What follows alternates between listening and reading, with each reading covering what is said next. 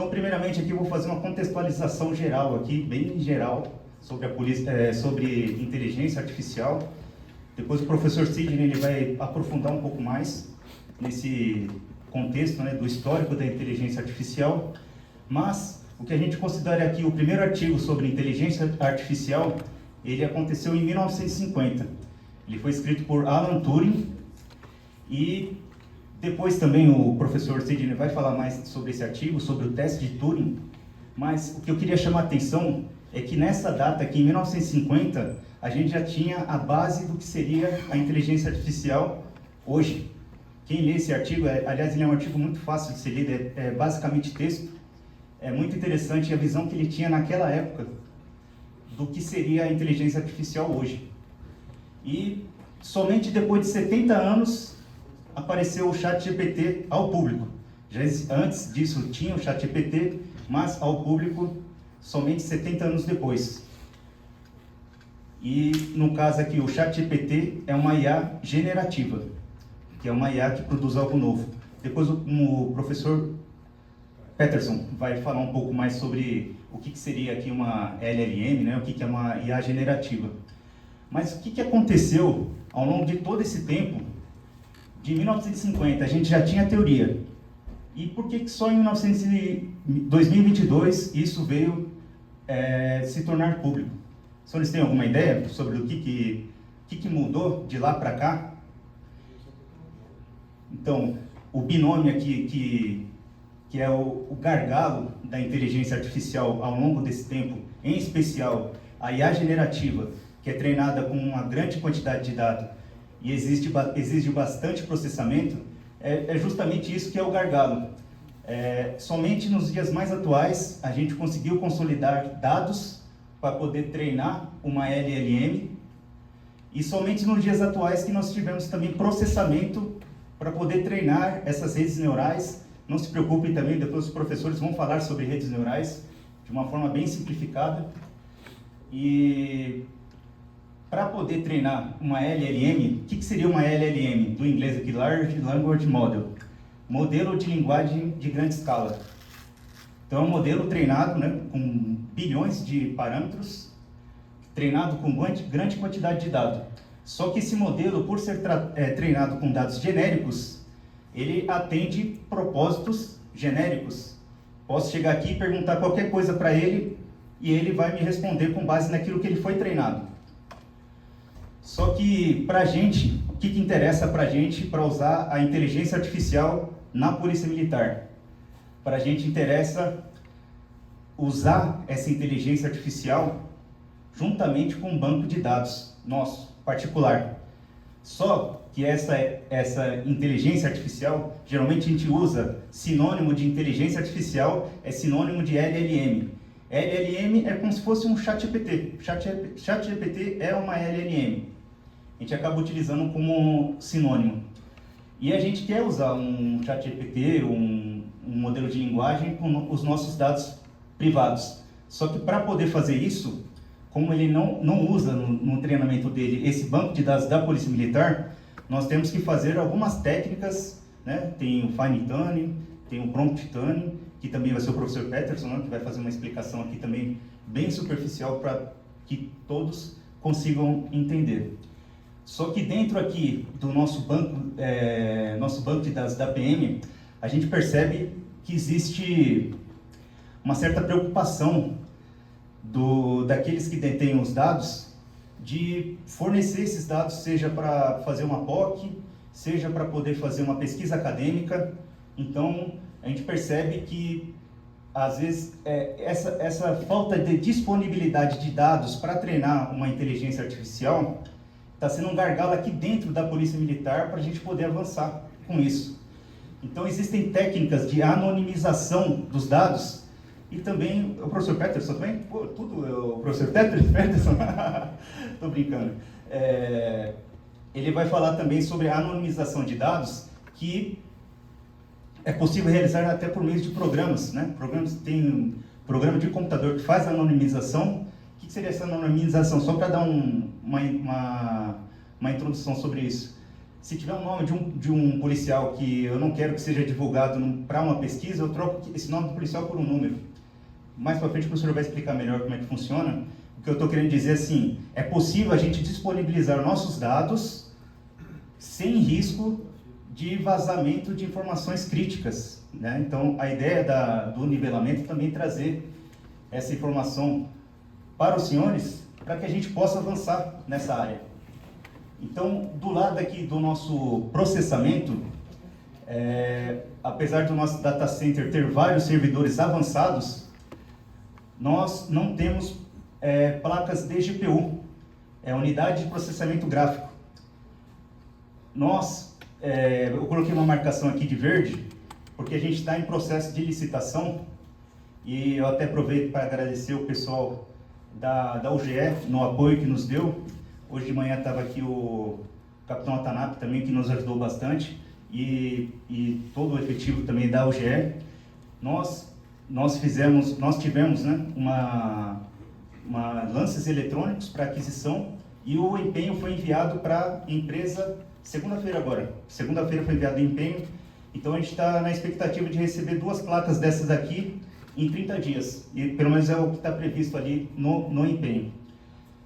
Então, nós teremos uma placa que vai ficar no servidor de testes e uma outra placa que vai ficar no servidor lá no data center para produção. Nós também estamos fazendo previsão de aquisição de servidores de pequeno e grande porte. Quem fez essa inclusão no preparo foi o capitão Vieira, da telefonia. E já fazendo um gancho, né, daqui a pouco eu vou falar um pouco sobre o Mike, né, o Mike 190. Tendo a ideia deles de escalarem o Mike, né, de melhorar, de aperfeiçoar o Mike, já estão fazendo a previsão de aquisição de servidor de pequeno e grande porte. Fizeram o orçamento e incluíram no preparo. Agora eu vou falar um pouquinho sobre o Projeto IDEA. Por que é o Projeto IDEA SP? É um acrônimo, né, de Integração, Desenvolvimento, Ensino de Inteligência Artificial na Segurança Pública. Então nós vamos falar um pouco sobre integração, depois nós vamos falar sobre desenvolvimento, depois vamos falar um pouco de ensino. 70% do tempo a gente vai ficar aqui na integração, porque eu vou fazer uma introdução dos modelos que nós temos já em funcionamento e os que a gente pretende construir. Então, dentro da integração, a nossa intenção aqui é fomentar, acompanhar e orientar iniciativas. Eu dou uma especial atenção com relação a esse item, porque nós tivemos uma iniciativa lá no NOC, o Oráculo, e quando a gente convidou uma empresa, quando nós fomos fazer a POC, nós convidamos mais de 8 empresas. Eu lembro que eu contei até 8, depois eu já não perdi as contas. De 8 empresas que nós convidamos para a POC, somente uma conseguiu trazer resultado. É a empresa ONI, e o representante era o Sandro. Aonde que eu quero chegar? Muitas vezes os senhores querem começar uma iniciativa e muitas vezes, conversando com a gente, que já tivemos algumas experiências, né? Tem o capitão Vieira, tem o capitão Aroni que está aqui. Muitas vezes a gente passa uma experiência e às vezes até indica, esse fornecedor aqui é mais provável de dar certo a sua POC, do que eventualmente às vezes estar preocupado de ficar liberando dados pela criticidade dos dados. Aí, vou tentar um fornecedor só e vou mandar só para eles os dados para não ter risco de vazamento. E ele não traz resposta. Aí vai tentar outro fornecedor, não consegue. E aí vai perder tempo, né? E o que a gente não pode perder é tempo. Então a nossa ideia aqui é acompanhar, a gente não vai de forma alguma interferir na forma como vai ser conduzida. A ideia é ajudar, colaborar, fornecer suporte de experiência ao usuário e produzir materiais para capacitar e divulgar. Agora nós vamos falar de algumas iniciativas de inteligência artificial. Pelo menos daqui da parte da Polícia Militar, quem acompanhou essa iniciativa mais próximo é o capitão Vieira, o capitão Tamashiro, você chegou a participar também dessa um pouco, né? eu também tive uma participação inicial também, mas só de acompanhamento, mas que eu vi que mais acompanharam mesmo isso daqui foram da DETIC, né? Também temos pessoal do Copom, mas da DETIC quem acompanhou mais foi o Capitão Vieira e o Capitão Tamashiro. Os senhores lembram que no slide anterior eu falei assim, ó, nós não temos placa de GPU ainda na Polícia Militar. Não temos como fazer funcionar uma IA generativa. Mas qual foi o pulo do gato aqui do Mike 190? É fazer mais com os recursos que tem. Então essa aplicação de inteligência artificial do Mike 190, ela não usa IA generativa. Então eu vou explicar mais para frente aqui aonde que entra a IA nessa iniciativa. Então o que é o Mike 190?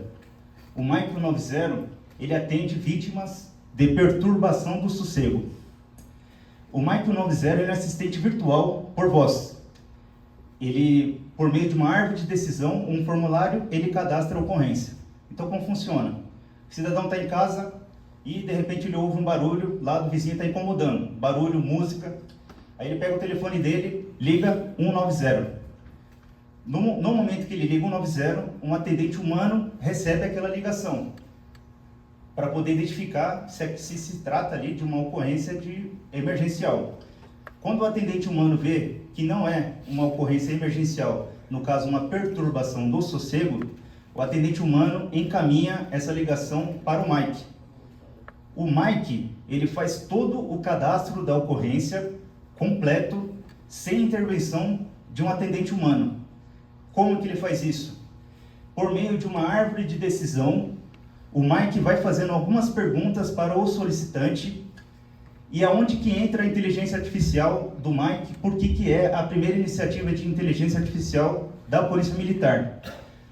A inteligência artificial aqui é o fato de transformar a voz do solicitante em texto. Então, quando o solicitante fala com o Mike, uma inteligência artificial converte a voz em texto. E com base nisso vai preenchendo um formulário que ao final é o cadastro completo da ocorrência e é despachado lá para atendimento. Para os senhores terem uma noção da dimensão, né, da perturbação do sossego para o 190, nós temos uma reportagem, depois eu vou colocar o link aqui no final. Ocorrência de perturbação do sossego corresponde a 25% de todos os chamados do 190. Em finais de semana, chega a 70%. A segunda ocorrência que mais tem para o 190 é desinteligência. A segunda ocorrência é desinteligência. É menos da metade de perturbação do sossego. Só para os senhores terem uma ideia, o ano passado foram mais de 700 mil atendimentos, né, de ocorrência de perturbação de sossego. Só que, apesar do nosso enfoque aqui toda hora, perturbação de sossego, a meta do projeto não é o atendimento da perturbação de sossego, por incrível que pareça. A meta, eu até coloquei aqui entre aspas, porque isso aqui é uma fala do comandante do Copom nessa entrevista. Ele fala que a meta do Mike 190 é atender os chamados emergenciais instantaneamente. Então, para os senhores entenderem, de acordo com o vulto desse tipo de ocorrência, que não é emergencial, que pode ser atendida por uma IA, por meio de um preenchimento de um formulário, a partir do momento que o atendente encaminha para o Mike, eu tenho um atendente humano para atender ocorrências emergenciais. Então, a meta do Mike é liberar os atendentes para atender ocorrências emergenciais. Essa aqui é a fonte dessa reportagem. Então, a próxima iniciativa é a do Oráculo, essa iniciativa lá do Núcleo de Operações e Controle. Essa iniciativa visa fazer a consolidação de alertas e tratativas de problemas de infraestrutura de radiocomunicação. Aqui dentro da parte dos alertas nós temos os ARCs e aqui dentro das tratativas nós temos o Sharewell. Esse projeto aqui envolve a abertura automática de chamados contextualizados. por que contextualizados? Não é simplesmente deu o alerta, eu abro o chamado. A ideia do contextualizado, apareceu o alerta, eu verifico o histórico de alertas anteriores daquele site e verifico quais foram as tratativas dadas a esses problemas. Faço um resumo e na hora que eu abro o chamado para a empresa resolver o problema, eu já abro um chamado com um resumo daquilo que aconteceu anteriormente naquele site, para tentar resolver o problema já na causa raiz. Então, vou dar um exemplo fictício, né? Um exemplo simplesmente fictício, só para a gente entender a ideia desse chamado contextualizado. Então, por exemplo, é um exemplo lá que a gente comentava lá no NOC, né? Vamos supor que tivemos um problema de falta de energia no site. Aí nós chamamos lá um atendente lá para verificar, aí vai lá o técnico, chega lá no site, disjuntor caído. Muitas vezes nas nossas casas tem uma oscilação na energia, cai o disjuntor e ele cai realmente para proteger os equipamentos da casa e a gente tem, qual que é a nossa solução para esse problema? Levanta o disjuntor e vida que segue. Mas vamos supor que nesse mesmo site, daqui 3 semanas, tivemos o mesmo alerta e um outro técnico foi chamado lá naquele site para resolver esse problema. Chega lá e ele vê aqui, disjuntor caído. Como ele não sabe que teve a outra ocorrência de disjuntor caído, qual que é a solução que ele vai dar? Levanta disjuntor. Então, vamos supor, na outra semana lá, tal, mesma coisa. O que eu estou querendo dizer? Se a gente olha o problema individualmente, cada caso, isoladamente, a gente tem uma solução. O que é? Levantar disjuntor. Mas se eu vejo isso de forma contextualizada, eu verifico que tem algum problema nesse site. Será que o disjuntor está mal dimensionado? Será que esse disjuntor estragou, está quebrado? Será que eu tenho um problema na rede elétrica daquele site? Então, essa é a ideia de ver os chamados, os alertas e as tratativas de forma contextualizada. Dentro ainda aqui desse programa, nós temos a detecção de padrões e análise preditiva. Para quem teve a oportunidade lá até na época que nós tínhamos e a gente recebia policiais de outros departamentos lá no NOC, os senhores sabem que lá nós colocamos lá no visual somente os alertas principais, porque é humanamente impossível dar conta de todos os alertas que existem no site. Então, qual que é para a inteligência artificial, ela consegue verificar todas essas variáveis, detectar padrões e propor soluções. Em um dos nossos testes, nós colocamos lá vários alertas de um site e pedimos lá para a IA se virar, uma LLM. Ele detectou lá que o sensor de porta aberta de um site, ele estava oscilando. E por se tratar de um sensor de porta aberta, ninguém fica abrindo e fechando a porta várias vezes dentro de um mesmo período. Então ele mesmo viu esse padrão e sugeriu que na próxima manutenção preventiva que houvesse no site, que fosse verificado esse sensor. E vários outros exemplos que nós tivemos lá. Dentro desse projeto, nós temos a ideia também da criação de painéis de controle simplificados e a interação com os dados em linguagem natural. Por exemplo, vai ser como se fosse uma tela de um chat GPT, né, que a gente conhece. Eu poderia chegar lá e perguntar qual que é o site que tem mais ocorrências de falta de energia. Ou qual o site que ficou mais fora do ar no último mês, no último ano. Se ele tivesse essas informações alimentadas, além de eu perguntar em linguagem natural para o sistema, ele vai me responder também em linguagem natural. Então, qualquer pergunta a respeito dos alertas e das tratativas, a gente vai poder perguntar e vai receber a resposta em linguagem natural. A próxima aqui é certeza, aqui é o Capitão Aroni, foi até um dos idealizadores dessa POC, a POC de monografias do CAES. Foi uma iniciativa do Capitão Aroni, também participou o Capitão Vieira, Tenente Nóbrega está aqui, o Gui hoje também participou dessa iniciativa em uma das reuniões. O Capitão André Nogueira, que na época ele era do CAES, agora está na CSTM e também está acompanhando essas atividades de inteligência artificial. Mas, voltando um pouquinho aqui na parte de monografias, nós detectamos aqui, lá da parte da cibersegurança, que existe um risco de envio de informações críticas para a LLM pública. O que acontece? Muitas vezes, utilizando, por exemplo, o ChatGPT, eu vou fazer um trabalho lá do CAO, CSP, e eu coloco uma norma lá no ChatGPT, insiro essa norma no prompt e faço uma pergunta.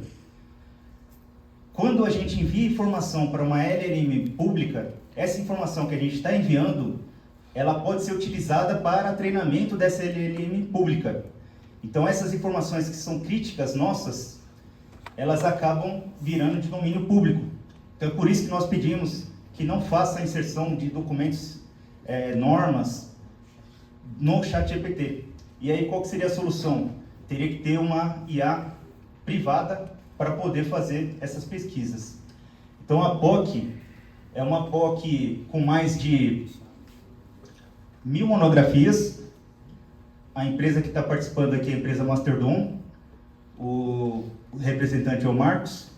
Então, foi fornecido um pacote aí com mais de 1000 monografias, que correspondem a 5 anos de CSP e CAO. O que é interessante da forma como está sendo construída essa POC? Os resultados, quando eu entro nessa LLM e faço uma pergunta, por exemplo, existe algum trabalho monográfico que trata sobre abordagem à bicicleta? Aí ele vai nesse banco de dados de 1000 monografias, ele encontra a solução. Além de encontrar, se ele encontrar a solução, a resposta, o resultado é com a fonte bibliográfica. Então, principalmente para os pesquisadores, isso é muito importante para poder dar os créditos, né, no caso de pesquisa. E aí a gente pode conferir realmente se aquilo que a LLM está respondendo confere com a realidade. A ideia desse projeto aqui é rodar totalmente local, e o gargalo desse projeto aqui, atualmente, é aquela GPU que eu comentei que está para chegar daqui uns 30 dias. Esse é o gargalo, porque a empresa que está fazendo essa POC, ela já conseguiu demonstrar para a gente a viabilidade, só que eles fizeram com apenas 6 monografias, fizemos testes lá, funcionou. Agora, para poder escalar, a gente precisaria de um hardware mais parrudo, né? Precisaria de uma GPU mais avançada, e a gente está aguardando a GPU, a NVIDIA L4, para poder colocar esse teste no nosso servidor. E, da mesma forma, a interação em linguagem natural. A pessoa tem uma dúvida qualquer de um procedimento administrativo.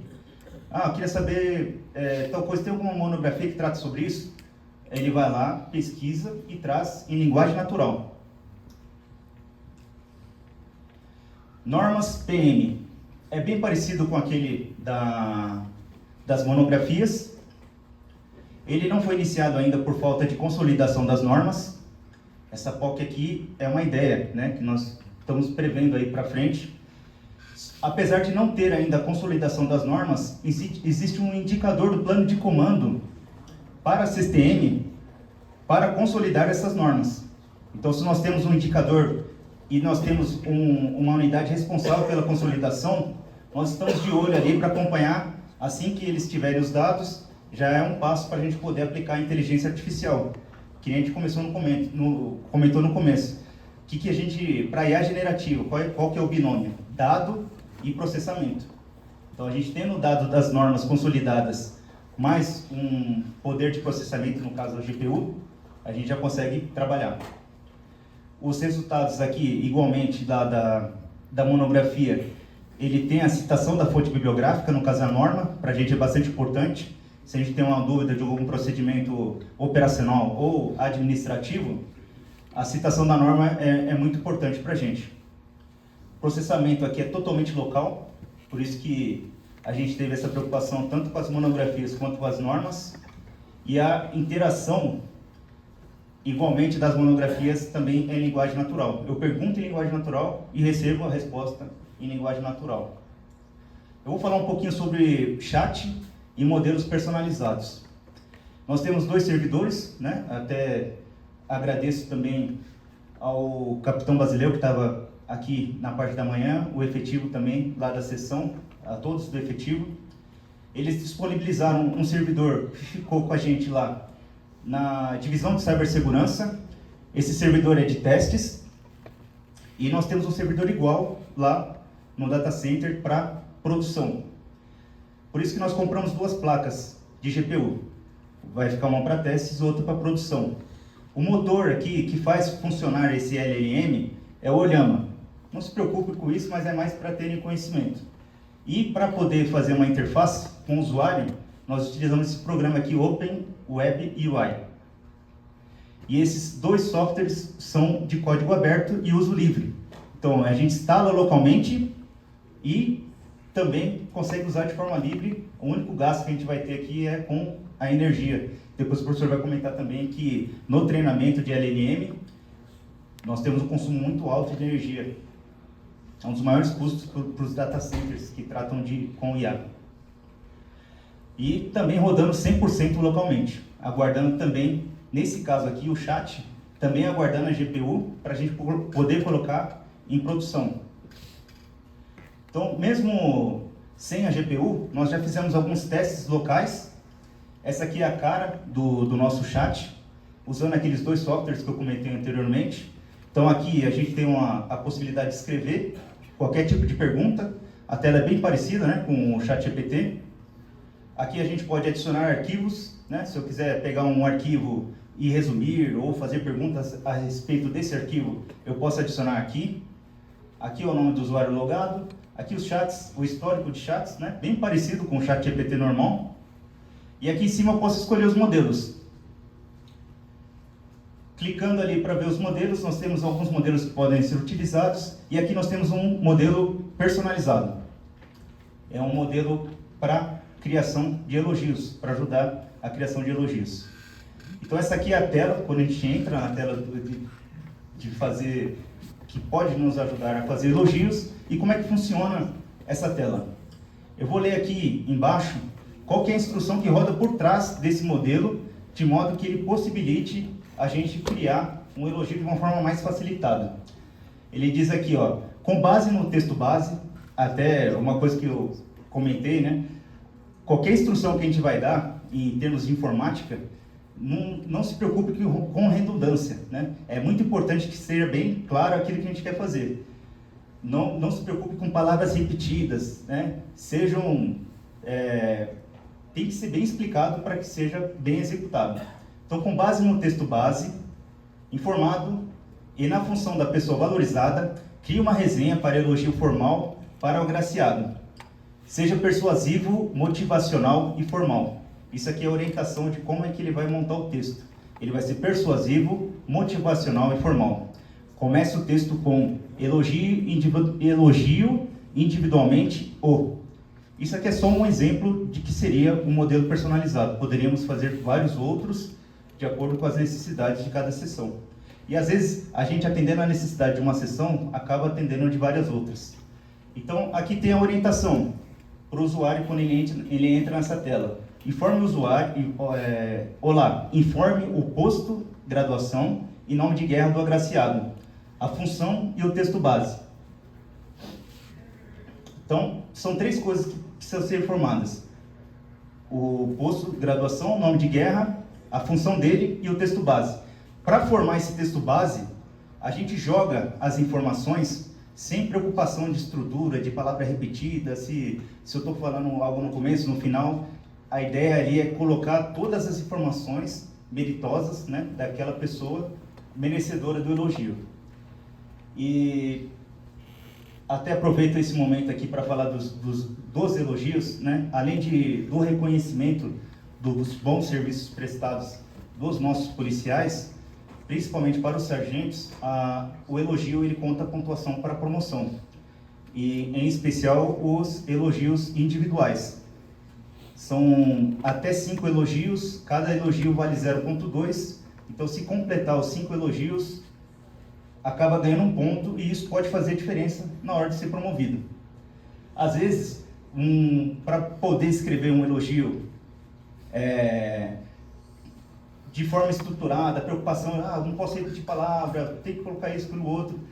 Isso pode demorar, sei lá, uma meia hora para uma pessoa escrever, ou talvez mais, talvez menos. Mas aqui, em 5 minutos, no máximo 10 minutos, você coloca ali o prompt, vem um texto pré-pronto, e com base naquele texto, depois a gente faz as devidas correções. Então aqui, nós tivemos aqui o primeiro tenente PM reservado, adjunto da seção reservado. Aí depois, como é que eu escrevo o que ele fez? Sem preocupação, do jeito que eu quiser. Coloquei lá, ó, saiu o resultado da nossa participação do Prêmio da Qualidade, 22-23. Das 100 unidades que buscaram o primeiro nível de certificação, também conhecido como menção honrosa, apenas 20 conseguiram a placa de reconhecimento. Aí continua aqui embaixo o elogio não, né? Isso aqui é o prompt, né? Eu estou mandando para o modelo. E como é que ele responde? Eu vou fazer só a leitura aqui do começo, mas percebam que tem um texto complementar depois. Lembra lá que eu falei para ele? Começa o texto com elogio individualmente. Aí ele está obedecendo, do jeito que a gente colocou lá. Elogio individualmente o primeiro tenente reservado, adjunto da seção reservado, por seu excepcional desempenho e dedicação na conquista do reconhecimento, menção honrosa no Prêmio da Qualidade. Daqui, depois ele continua o texto. Qual que é a ideia aqui? Depois que a gente pega esse texto, fica mais fácil a gente ajustar uma palavra ou outra e, eventualmente, também melhorando o modelo, colocando outros parâmetros. E aqui, quem que é o autor do elogio? É o ChatGPT ou é o usuário que está fazendo o elogio? Quem que é o autor? Então, assim, eu vou colocar um exemplo para a gente tentar elucidar, né, como é que funciona isso daqui. Imagina uma cena de homicídio. Uma pessoa armada, ela vai, comete um homicídio, mata uma outra pessoa com uma arma de fogo. A pessoa que acha que é o ChatGPT que está fazendo esse elogio, seria o equivalente, nessa situação de homicídio, eu querer condenar a arma pelo crime. A arma foi só uma ferramenta.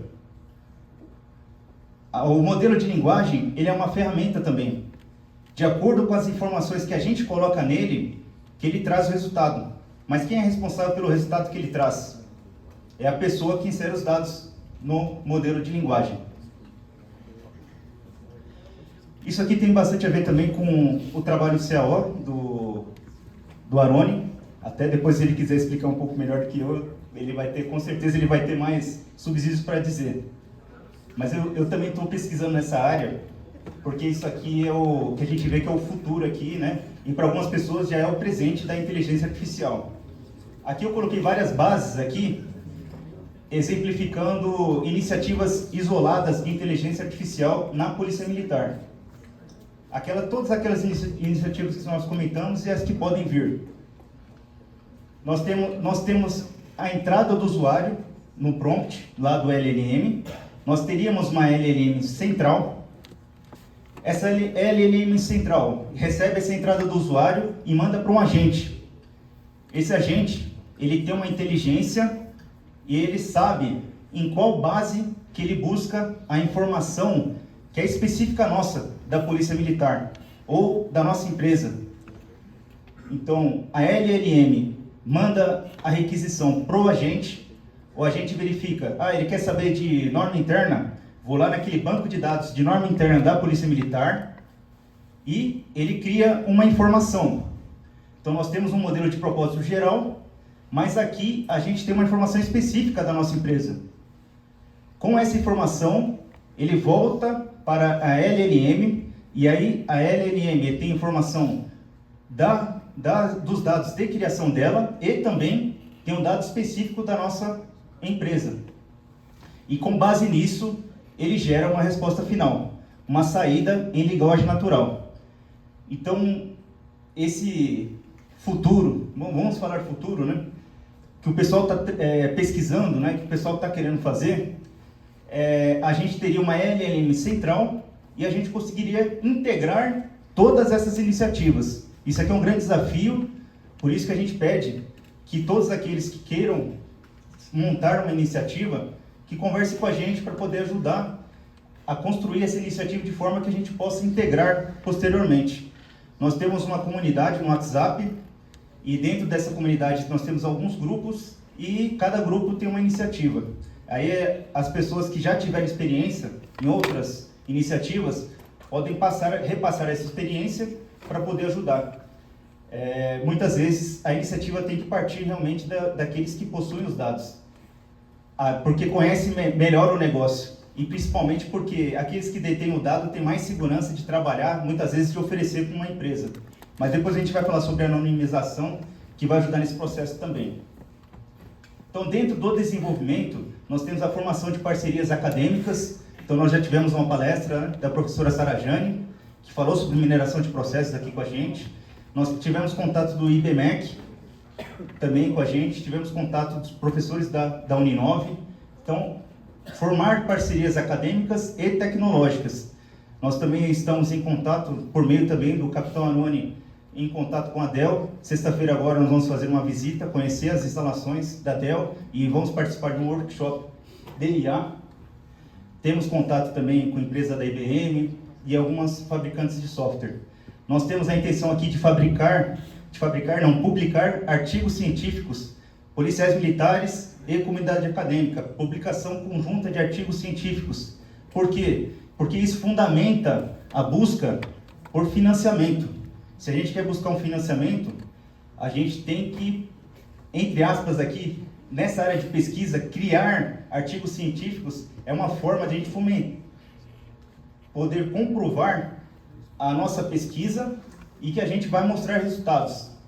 Então, buscar financiamento com a FAPESP, buscar verba parlamentar, também, Capitão Anoni fez contato com o Capitão Gustavo, lá da SSP, para tentar verba parlamentar para quê? Para comprar servidores, né? Aqueles servidores de IA. O mais barato daqueles lá, de pequeno porte, custa 700 mil. O de grande porte, 1,5 milhão.